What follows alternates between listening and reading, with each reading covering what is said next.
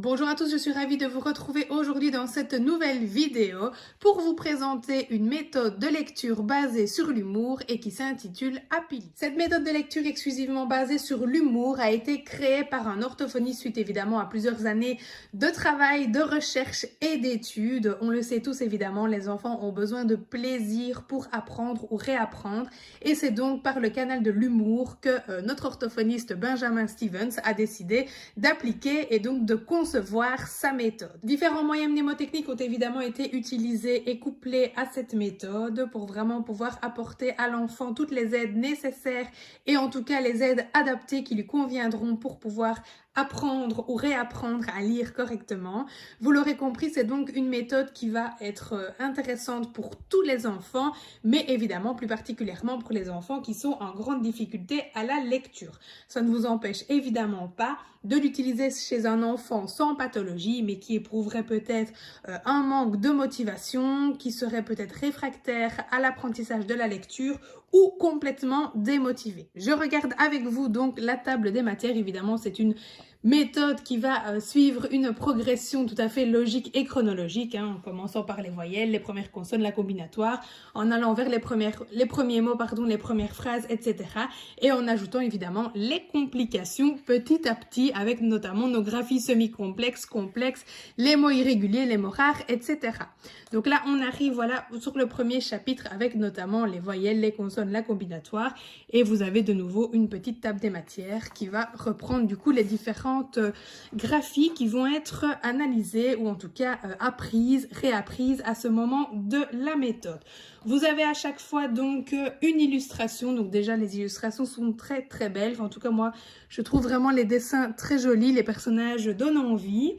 Et je pense que les enfants, de toute façon, s'y reconnaîtront très bien. Vous avez donc à chaque fois les graphies, vous avez la bouche articulatoire, vous avez une petite phrase, une petite histoire rigolote pour que l'enfant puisse associer à chaque graphie la petite histoire rigolote et donc pouvoir mémoriser plus facilement. Puisqu'on le sait tous évidemment, si l'enfant éprouve du plaisir et si c'est une petite image qui le marque, que ce soit évidemment par l'illustration, la phrase ou le petit texte, évidemment, on sait que l'enfant aura beaucoup moins de mal à mémoriser en tout cas. Vous avez également des gestes pour pouvoir utiliser la mémoire kinesthésique.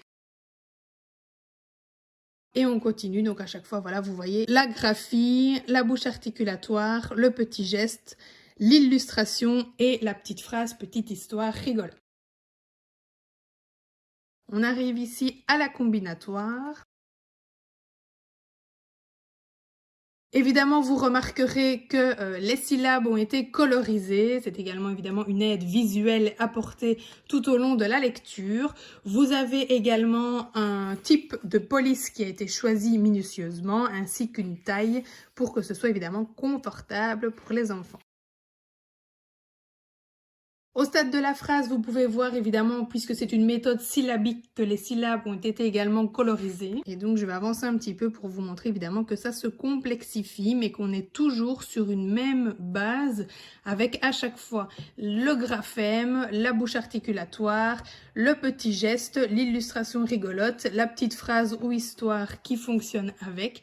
Et donc, l'enfant va vraiment pouvoir progresser petit à petit, lire un petit peu tous les jours et se voir aussi progresser et avancer du coup dans la méthode.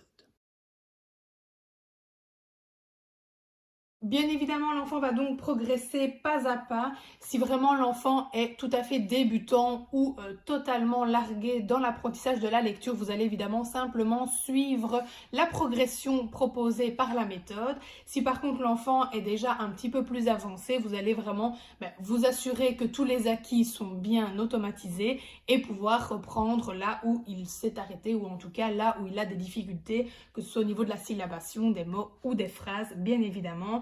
N'oubliez pas que le plus important, c'est de respecter évidemment le rythme de l'enfant. Pour vous y aider et pour vraiment avoir une approche la plus optimale possible, vous avez évidemment des aides et astuces dans le bas de certaines feuilles, des conseils notamment aux parents, etc. pour vraiment pouvoir aider les enfants au mieux en leur proposant soit des petites astuces supplémentaires, soit une approche qui sera évidemment la plus optimale possible. Alors en plus du livre, évidemment vous avez aussi différents supports, notamment ici on a un tableau avec les graphies qui reprend bien évidemment les illustrations du livre. Et ici, nous avons toutes les voyelles et les consonnes. Donc ça, c'est un support qui est évidemment comme un tapis de bureau. Enfin voilà, c'est un tapis de bureau que vous pouvez pourquoi pas laisser sous les yeux de l'enfant s'il en a besoin au départ.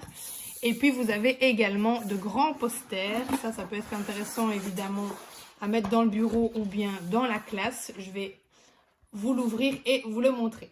Vous avez donc différents posters, donc celui-ci qui reprend toutes les graphies avec à chaque fois donc la bouche articulatoire, la présence ou non de la vibration et la petite illustration. Vous avez ensuite le poster avec toutes les graphies et tous les gestes associés à chaque graphie. Je vous laisse évidemment découvrir tous ces outils sur le site Apili et vous avez 5% avec mon code J'Imaginesse Apili si jamais vous le souhaitez et que cette méthode vous intéresse. Bref, voici donc pour cette petite présentation rapide de la méthode Apili qui est vraiment très agréable, dans un format très confortable également, rempli d'astuces, d'humour et de moyens mnémotechniques pour les enfants.